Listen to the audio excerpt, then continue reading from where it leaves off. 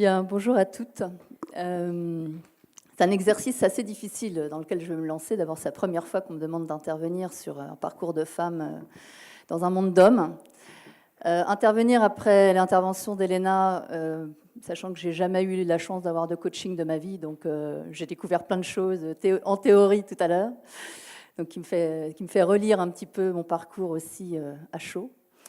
Et puis c'est un exercice difficile parce que ça vous oblige à prendre du recul sur votre parcours professionnel, mais aussi personnel, de distinguer là-dedans ce qui est lié à votre identité de femme et ce qui est lié à votre identité tout court, et de faire la part des choses sur...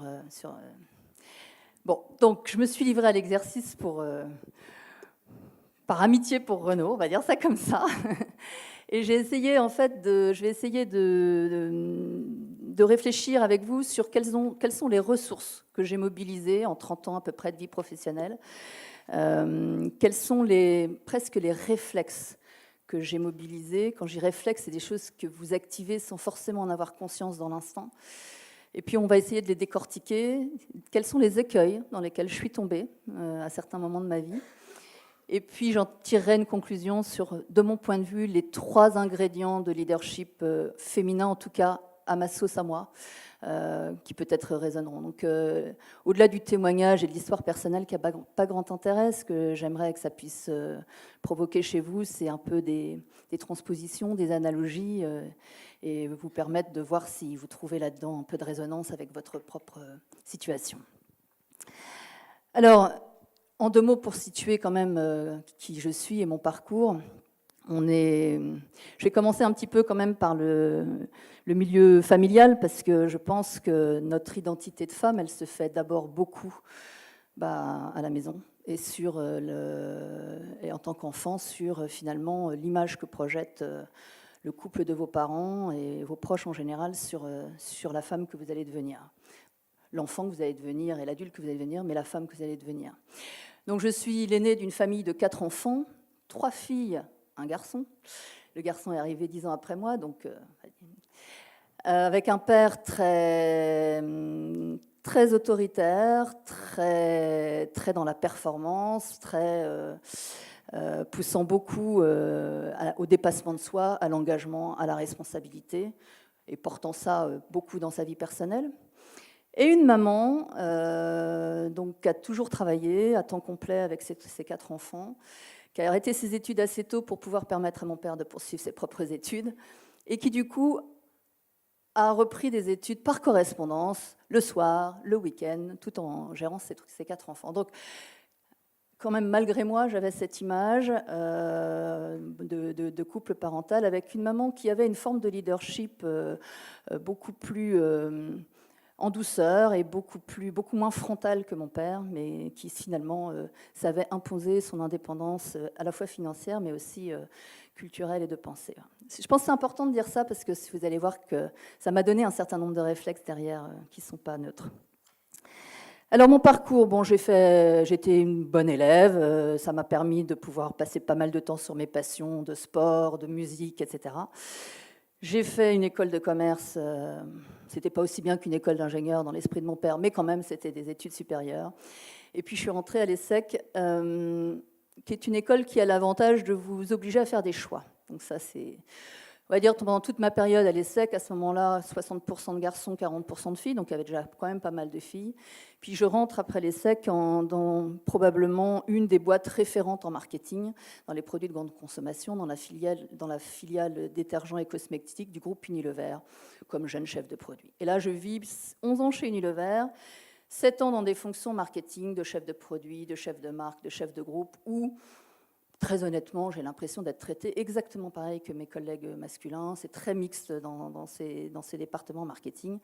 Mais quand même, avec le recul, je ne voyais pas à ce moment-là, mais pas une femme au comité de direction. Et quand j'ai demandé au bout de 7 ans de marketing à passer dans les ventes, parce que j'avais envie de comprendre ce qu'il y avait entre le consommateur final et ma marque, et il y avait un intermédiaire qui s'appelait la distribution, que j'ai demandé à passer dans les ventes pour être directeur de clientèle. Je ne l'ai pas fait dans une envie de challenge pour aller me confronter à un monde d'homme. ce qui était la réalité. Il n'y avait que des hommes dans les ventes. J'étais la première femme cadre dans les ventes. Je ne l'ai pas fait pour ça, je l'ai fait vraiment dans ce souci de comprendre ce qui se passait dans l'acte d'achat avant l'acte de consommation d'un produit. Donc je passe après 4 ans sur le terrain, donc en force de vente commerciale, puis ensuite 3 ans comme directeur de clientèle, comme directeur, je dis, vous voyez, comme je disais à l'époque, directeur de clientèle, on ne disait pas directrice de clientèle, ça n'existait pas, du compte notamment de Carrefour, de Métro, de ED et de Comptoir Moderne, qui étaient des supermarchés que Carrefour a rachetés après. Voilà. Donc là, je suis confrontée à une première expérience dans un monde d'hommes, mais un chemin que j'avais choisi, qui était totalement à l'inverse de ce que tout le monde voulait faire, c'est-à-dire les gens passaient des ventes au marketing, c'était ça le Graal. Faire l'inverse, c'était un peu bizarre, et alors encore plus de la part d'une femme. Et donc je l'avais choisi, donc quelque part, je devais l'assumer.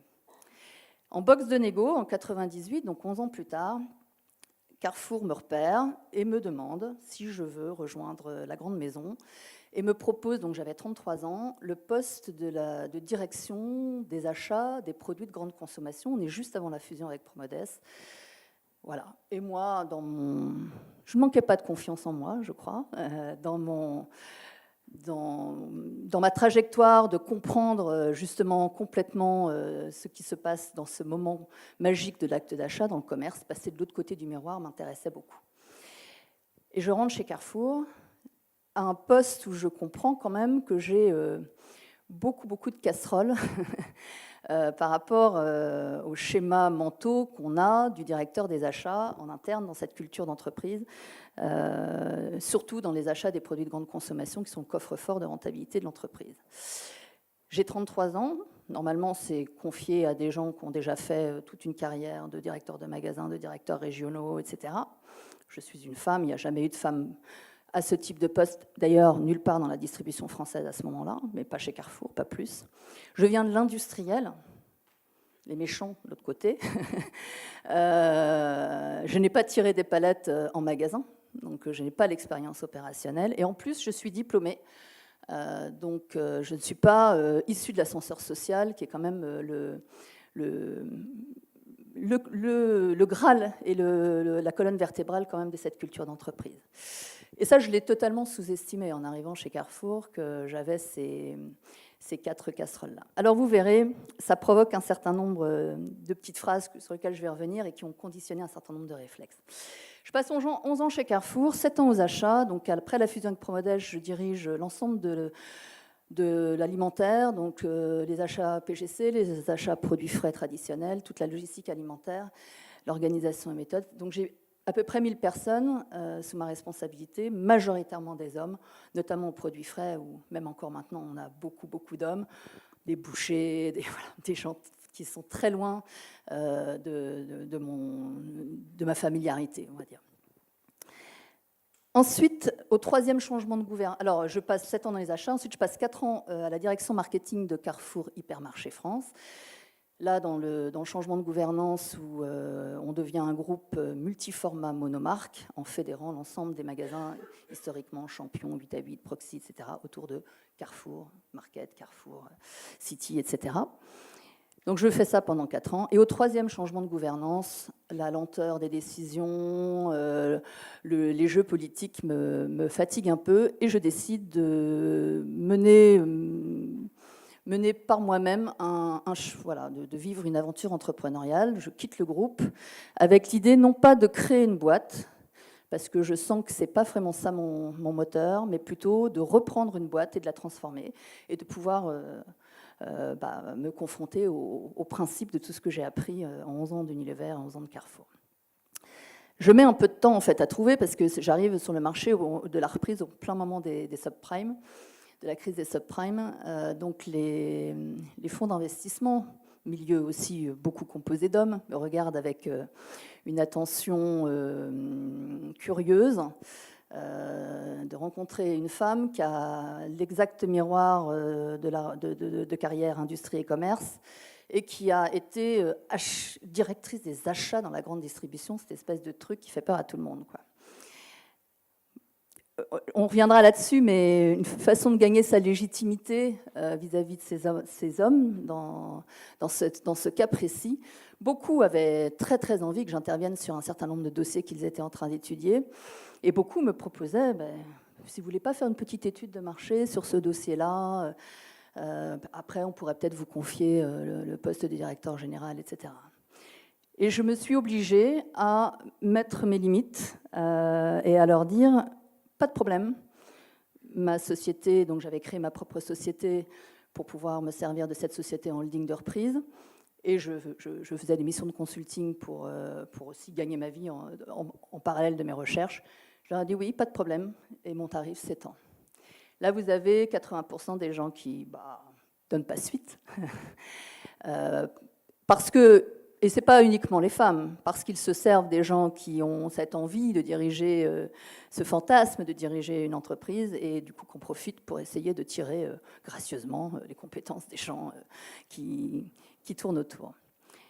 Les 20% avec qui j'ai pu du coup mener des missions m'ont permis, pour le coup, finalement d'aboutir sur un sujet, alors non pas de reprise, mais d'association, où je dirige pendant 4 ans Fnac Éveil et Jeux, donc qui venait d'être acheté à la Fnac par 2 entrepreneurs du Nord, issus du textile, fondateurs de Heidi Group, de la marque Okaidi, qui étaient pour la première fois en train de diversifier leur activité dans le domaine de l'enfant sur le jouet, le livre, la décoration de la chambre d'enfant et la puériculture. Et qui voulaient un dirigeant qui puisse connaître un peu ces marchés-là, et surtout transformer une entreprise de 150 millions d'euros de chiffre d'affaires qui faisait la moitié de son chiffre avec 40 magasins intégrés et l'autre moitié, donc 50-50, online sur le web. Transformer ce modèle qui était basé sur en fait des leviers de VPCistes vers des leviers de retailer omnicanal. Je ne vais pas m'apesantir là-dessus, mais ce n'est pas du tout le même modèle commercial. Je fais ça 4 ans, un vrai travail de transformation avec tout ce que ça veut dire d'une transformation. Ça passe par aussi une transformation des métiers, et donc un plan social pour certains métiers dont on doit se désengager. Et en 2015, je crois que c'est une blague, quand j'ai le message au téléphone, je crois que c'est une mauvaise blague d'un de mes camarades chasseurs de tête, j'apprends que Carrefour cherche à me contacter. Et c'était des gens que je ne connaissais pas, puisque c'était des gens qui étaient arrivés après que je sois partie de chez Carrefour, et qui me proposent de revenir pour diriger, donc on était en pleine négociation confidentielle du rachat de Rue du Commerce, pour diriger Rue du Commerce. Et j'ai compris qu'en fait, ils cherchaient un dirigeant à la fois capable de transformer ce pure player vers un modèle de plateforme omnicanal, multispécialiste, connecté aux 6000 magasins Carrefour. Donc c'est une vraie transformation en tant que telle d'une PME qui fait 400 millions d'euros de chiffre d'affaires, 350 personnes. Donc comment on emmène des équipes vers un nouveau projet. Et en même temps, quelqu'un de suffisamment aguerri et connaissant la culture de la distribution, du retail et en particulier de Carrefour, pour pouvoir identifier toute l'accélération que peut donner Carrefour à ce modèle, et du coup conquérir ensemble, reconquérir des parts de marché sur le non-alimentaire, mais aussi quelqu'un de suffisamment clairvoyant, parce qu'il est passé, il a fait un pas de côté sur les faiblesses, sur les réflexes, sur les côtés parfois asphyxiants que peut être Carrefour par rapport à une petite entité, 400 millions pour 40 milliards en France. Autant vous dire qu'on est négligeable. Et en même temps, on peut être un vrai fer de lance de transformation. Donc voilà pour le parcours. C'est un peu. Maintenant, je vais essayer de vous dire un petit peu comment je suis allée dans mes réflexes. En fait, en vous écoutant sortir des mots, moi, il y a 2 petites phrases qui m'ont obsédée. La première, c'est quand je suis passée directrice de clientèle chez Unilever. Donc j'ai commencé à négocier avec Galec, avec Promodes, avec Auchan, puis ensuite j'ai eu mes comptes Carrefour, etc. Tous mes collègues, qui étaient tous des hommes, me disaient, devant la lecture de mes résultats, des PNL qui étaient plutôt honorables, « Ah ouais, mais nous, on n'a pas les mêmes atouts que toi. Hein. C'est sûr qu'en face, moi, je ne peux pas lutter. » Voilà. Alors c'est dit sur le ton de la plaisanterie, mais c'est dit vachement souvent. C'est dit sous le ton parfois un peu de l'avertissement. Parfois ça peut même friser la calomnie. On peut aller jusque-là. Mais ça m'a... Déjà chez Unilever, ça m'a titillé. Mais en même temps, là, je l'avais choisi. Donc ma fille, t'avances, tu montres que t'es bonne. Et en même temps, j'avais déjà 7 ans chez Unilever, donc j'avais déjà forgé ma légitimité. J'arrive chez Carrefour, là, la petite phrase récurrente, c'est « Ah, t'as mis une jupe aujourd'hui? T'as un truc à négocier avec ton chef ?» Et ça, vous l'avez très souvent. Alors mon premier réflexe, et il y a des écueils, mon premier réflexe, ça a été, petit 1, travailler.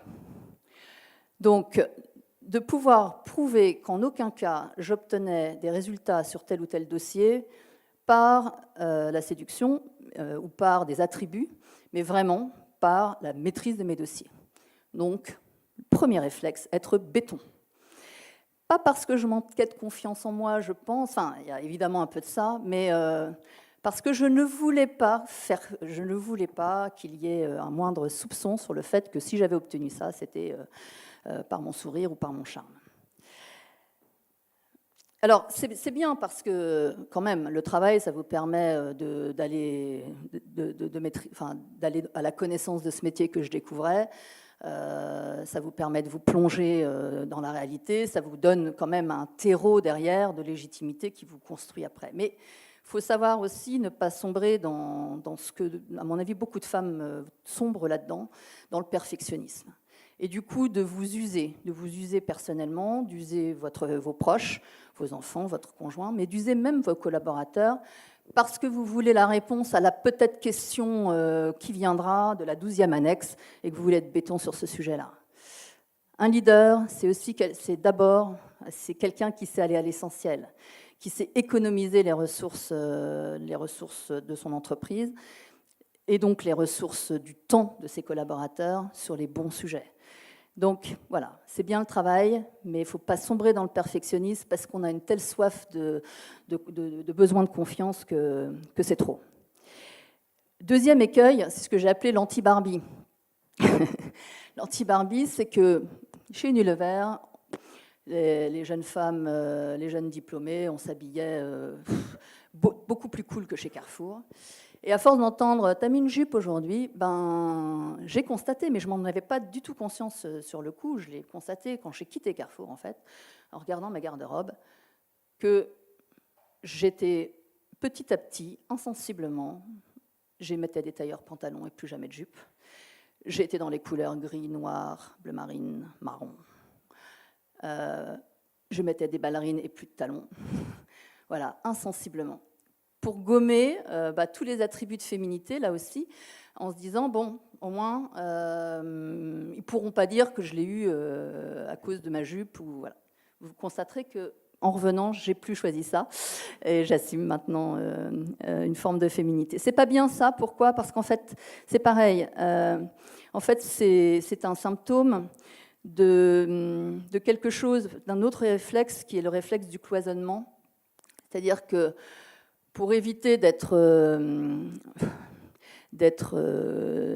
challengé, parce qu'on a en fait plusieurs sphères de féminité à tenir, la sphère de la maman, j'ai 3 enfants, la sphère de la professionnelle, la sphère de l'épouse, l'amoureuse, la sphère aussi de la citoyenne, engagée dans des causes. Toutes ces sphères-là que j'ai essayé de tenir pendant 30 ans, au début, le réflexe, c'est de dire, je vais les compartimenter. Voilà. Donc, au travail, je vais avoir tel costume, tel masque, tel code. Dans mon association, je vais avoir tel costume. Puis à la maison, tel... Et vous pensez que vous faites le job en passant d'un masque à l'autre et d'une fonction à l'autre.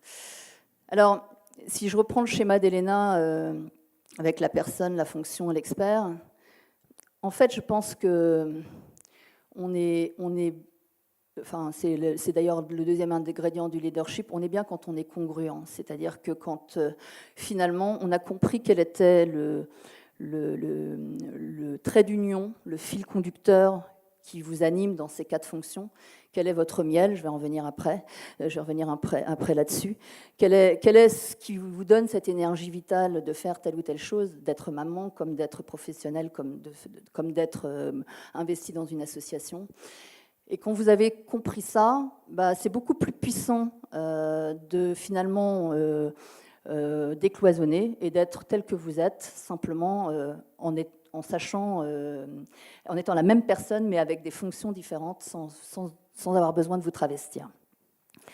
Voilà, la congruence. Et je pense que d'être comme ça permet beaucoup plus d'établir le contact avec vos collaborateurs, avec vos amis, avec vos enfants, parce que vous faites des ponts et des parallèles, et vos différentes vies s'auto-nourrissent.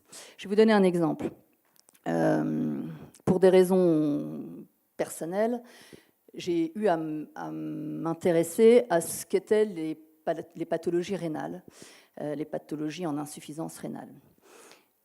Un de mes enfants était atteint. Je suis rentrée donc dans une association qui était la première association qui fédérait ses patients et ses bénévoles sur un modèle purement web. C'était en 2005, donc c'était assez original. Ça reste d'ailleurs une association très originale.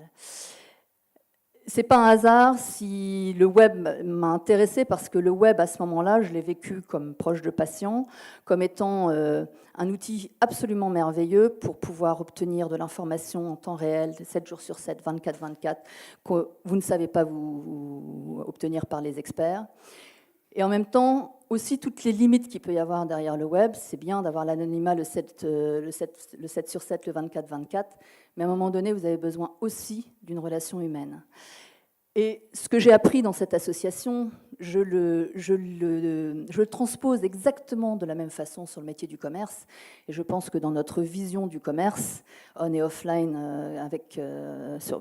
chez Carrefour, c'est ça notre spécificité, c'est de pouvoir donner toute la facilité d'une navigation n'importe quand, etc. Mais à un moment donné, quand on a besoin sur le parcours d'achat d'avoir un lien physique et l'humain, c'est ce qui peut faire la différence par rapport aux pure players ou par rapport à des gens qui ont beaucoup moins de magasins que nous ou qui sont que sur une seule catégorie. Donc, je suis convaincue que de comprendre ce qui nous anime et de faire les ponts, les analogies entre vos différentes façons d'exprimer vos centres d'intérêt est beaucoup plus riche que de vouloir les cloisonner et faire des compartiments étanches. Mais ce n'est pas toujours simple. Donc mon premier réflexe, ça a été le travail. Le deuxième réflexe, dans ce monde d'hommes, et ça m'a beaucoup fait rire d'ailleurs de temps en temps, comité de direction, ça a été de revenir à l'expérience client. Que ce soit chez Unilever, il n'y avait pas beaucoup de mecs qui lavaient leur linge, il n'y avait pas beaucoup de mecs qui lavaient leur sol, en vrai. En vrai, non, mais c'est... Et donc, savoir qu'une fois que vous êtes en train de faire le repassage d'une chemise, le parfum que vous avez choisi pour la poudre Skip, machin, eh bien, mute d'une certaine manière, ça, tant que vous n'avez pas fait vraiment l'expérience, vous pouvez peut-être le voir dans les études quantitatives, etc. Mais quand vous faites l'expérience, vous le voyez de manière beaucoup plus évidente. Pareil, chez Carrefour, le nombre de COMEX où... on m'expliquait tel ou tel projet, qu'on avait fait tel parcours de magasin. Voilà. Et puis vous faites vos courses en vrai, avec une liste, avec des demandes de vos enfants, avec des choses à trouver pour le repas du soir. Et puis vous passez en caisse, et puis vous présentez votre chèque de fidélité, puis vous voyez que ça bug, et puis voilà. Vous voyez beaucoup de choses qu'on ne voit pas quand on est dans une posture de professionnel. Donc mon deuxième réflexe, ça a été voilà, c'est un réflexe, alors c'est peut-être lié aussi à ma formation marketing, mais de me dire, j'oublie la professionnelle, je vis cette expérience de consommation ou cette expérience client, pour vous, cette expérience utilisateur, non pas avec les guides de la profession qu'on veut me faire lire, mais en vrai. Voilà, je suis maman, j'ai 3 enfants, j'ai 1 heure pour faire les courses, je vais à Montesson, et qu'est-ce qui se passe? Voilà. Ça vous donne une forme... Alors, quel avantage il y a derrière ça? D'abord, ça vous donne un ancrage concret, ça vous permet d'illustrer ce que vous voulez transformer, d'illustrer concrètement, quel que soit le niveau de la personne à qui vous vous adressez, que ce soit un grand patron ou un chef de rayon. La deuxième chose, c'est que ça permet de décloisonner aussi les silos dans l'entreprise. Je suis en plein dedans, là, dans le non-alimentaire. Le non-alimentaire n'est pas le sujet que de l'hypermarché. Nous avons un potentiel énorme à pouvoir proposer une offre non alimentaire qui sera disponible dans les 1000 magasins de supermarchés Carrefour Market et dans les 4500 magasins de proximité. Pas forcément stockés dans le magasin, mais voilà, retirable, retournable, voilà, toute une facilité avec un remboursement facile, fluide, etc. Or, dans cette maison, le non-alimentaire, les marchandises non-alimentaires ne bossent quasiment qu'à 98% que pour l'hypermarché. Ça fait partie des... Et donc, quand vous expliquez en vision client que mon problème, c'est pas forcément qu'une façon astucieuse d'acheter une machine à laver, ça peut être d'avoir un site internet qui me donne exactement les bonnes références et de pouvoir demain aller le chercher effectivement dans un magasin ou de me le faire livrer chez moi, d'avoir un vendeur qui va m'accompagner parce qu'il va pouvoir me faire une démonstration dans certains magasins ou me montrer différents modèles. Ça change les façons de nous représenter notre métier, se placer dans la posture du client, ça permet de le faire. Puis le troisième réflexe, alors l'écueil sur l'expérience client, j'en vois pas beaucoup. Le seul, c'est ce que j'appelle le théorème de ma concierge. C'est de prendre une anecdote sortie du tout. Évidemment, il faut la confronter à des études, soit déjà faites, on en fait souvent beaucoup, on ne les exploite pas beaucoup, soit une forme d'intuition, soit en multipliant les expériences pour être sûr que ce n'est pas anecdotique, mais il n'y a pas énormément d'écueils là-dessus. Et le troisième réflexe, alors je me suis beaucoup interrogée sur d'où ça venait, et on en a parlé ce matin. C'était cette espèce de choc quand je suis arrivée chez Carrefour, de ce mode de management qui est très très quand même différent de ce qu'on vit dans l'industrie, des chouettes bandes de jeunes du marketing, où je voyais bien que, waouh, pour être un patron, il faut se tenir droit, mettre la cravate Carrefour. L'anecdote, 1998, anniversaire Carrefour, cadeau à tous les salariés pour la convention. Une cravate, mais j'ai une cravate. Une cravate, anniversaire Carrefour. Bon. 2 ans après, on avait la pochette pour les femmes. Donc, comme quoi, vous voyez, ça a quand même beaucoup changé. Je ne sais plus où j'en étais. Oui, donc, il y avait cette... je voyais mes collègues masculins dans un réflexe de construction de leur pouvoir, une représentation de la construction de leur pouvoir dans, voilà, je dois donner des ordres, je dois effectivement montrer une détermination et les gens vont me suivre parce que je suis déterminée et que je montre la voie. Et ça a du sens hein, quand on dirige un magasin 300 personnes, 800 personnes, certains hypermarchés, Villiers-en-Bière déjà à l'époque c'était un paquebot énorme, ça a du sens. En même temps, je sentais bien que ce ne serait pas mon style. Et une fois que la légitimité est conquise, je me suis, je crois, dit que finalement, le sujet, ce n'est pas d'imposer son pouvoir, c'est de gagner son autorité. Et gagner son autorité, j'ai exercé 2 choses pour ça. La première, c'est essayer de donner un cap clair, vite, aux équipes, concret. Et de s'y tenir. Alors un cap qui soit suffisamment large pour embarquer tout le monde et suffisamment concret pour qu'il soit pragmatique, pour que les gens se projettent individuellement. Le 4 janvier 2016, quand on a repris rue du Commerce, j'avais tapissé la salle de réfectoire où les 300 salariés étaient réunis pour qu'on annonce, on se présente en tant que nouveau propriétaire, un nouvel actionnaire. Et on avait déjà écrit cette phrase, faire de rue du Commerce la plateforme omnicanale et multispécialiste de Carrefour, connectée à ces 6000 magasins et points de relation, lieux d'excellence alimentaire. Et probablement pas beaucoup de gens voyaient concrètement ce qu'il y avait ça le 4 janvier, mais elle n'a pas changé, on est toujours sur cette phrase-là 1 an et demi après.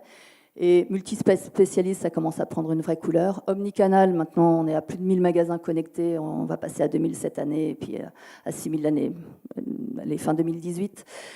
Ça prend une couleur petit à petit. Donc un cap qui est clair, qui marque des étapes pour que chaque personne puisse se projeter. Mais ce n'est pas ça le plus important. Une fois que le cap est clair et que vous êtes légitime dans ce cap, hein, donc c'est les deux prérequis que je donne, je pense vraiment, et alors c'est là que l'histoire du café peut prendre une autre couleur, je pense vraiment que le mouvement d'adhésion de vos équipes, directes ou indirectes, sur le projet viendra de votre capacité à partir d'eux, à partir de ce qu'ils aiment, à partir de ce qu'ils sont, et de voir en quoi ça peut rentrer en résonance avec le projet.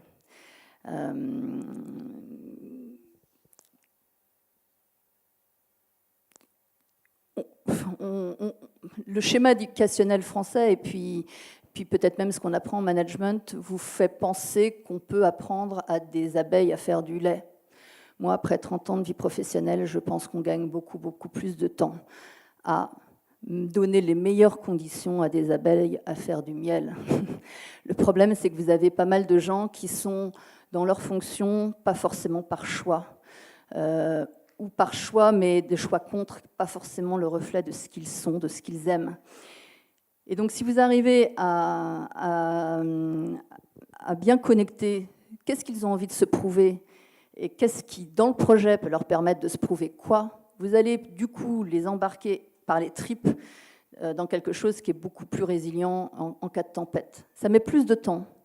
Ça met plus de temps pour les arrimer, parce que ça passe par des moments d'échange qui ne sont pas que la relecture des KPI de leur fonction. C'est OK, et toi, tu étais dans le plaisir quand? Et qu'est-ce qui a fait que tu as été performant à ce moment-là? Mais au fond du fond, c'est ça que tu aimes. Alors pourquoi tu es là-dessus? Est-ce qu'il ne faudrait pas plutôt que je te fasse travailler là-dessus? Et finalement, de s'ajuster comme ça et d'apprendre à vos managers à faire ça, fait que ça met plus de temps pour que chacun trouve sa place, mais une fois qu'ils sont là, c'est un moteur extraordinaire. Voilà, donc du coup, pour finir, voilà, je suis arrivée à la fin de mon intervention. Il y a finalement 3 ingrédients pour moi dans le leadership féminin. Ou 3 enseignements que j'en tire, même si j'ai bien conscience que de temps en temps, je les fais de travers. Hein. La première chose, c'est effectivement de décloisonner, de synchroniser les différentes facettes de son identité féminine. Pas vouloir être la meilleure dans chaque truc. C'est une quête vaine. C'est plutôt être sûr que j'exprime le meilleur de moi-même dans chacun des moments, mais qu'il y a une continuité et que mes enfants comprennent le plaisir que j'ai à travailler et du coup le plaisir que j'ai à leur transmettre un certain nombre de choses. Et pareil réciproquement, pareil avec votre conjoint ou pareil avec un projet associatif ou autre. Donc ça suppose de savoir quels sont ces ressorts. Moi, je sais que mon ressort, c'est un peu le ressort que j'ai aussi expérimenté en tant que maman, c'est de permettre à l'autre de révéler ce qu'il est.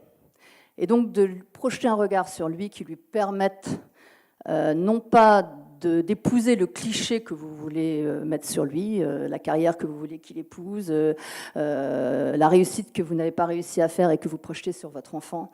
Finalement, ça se transpose aussi en management sans vouloir du tout être paternaliste, mais se dire, voilà, chaque personne a une singularité. En quoi cette singularité, même si elle peut être handicapante, entravante par certains moments, c'est une singularité qui, en fait, est une force. Donc, comment on la fait émerger plutôt que de la taire ou de l'étouffer.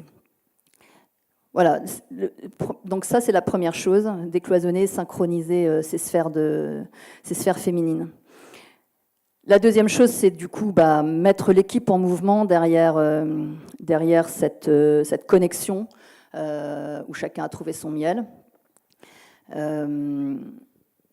Et puis la troisième chose, du coup, c'est une conséquence, c'est qu'au-delà des femmes, alors évidemment, moi j'ai essayé quand j'ai pu, quand j'avais le pouvoir ou mon autorité, de promouvoir les femmes. Chez Rue du Commerce, vous avez 4 hommes, 4 femmes au comité de direction. Et au-delà du genre, je pense que ce qui est riche dans l'aventure humaine que représente la vie professionnelle, c'est justement la diversité. Donc la diversité des genres, mais la diversité de l'expérience, la diversité culturelle, la diversité des parcours, des cabosses de chacun. Parce que du coup, chacun trouve son chemin d'énergie, son chemin de mouvement qui complète et qui va compenser la fragilité de l'autre à un moment donné. Et c'est ça, construire une équipe. Et c'est franchement ça que j'aime. ça que j'aime faire, c'est-à-dire de mettre ensemble des gens qui ont des caractères, des parcours extrêmement différents. Alors, c'est la piste aux étoiles au début, parce qu'il faut arriver à les synchroniser. C'est des fortes personnalités, mais quand on arrive à faire ça, et que justement on a un management qui permet d'embrasser ça, de ne pas se laisser dépasser par ça, mais de le rassembler en une force collective qui transcende chacun individuellement, je pense que c'est la plus belle des aventures. Voilà. Et je suis extrêmement reconnaissante à Carrefour de m'avoir rappelé ce que je n'avais jamais imaginé en partant. Et c'est du coup une formidable aventure humaine. Voilà.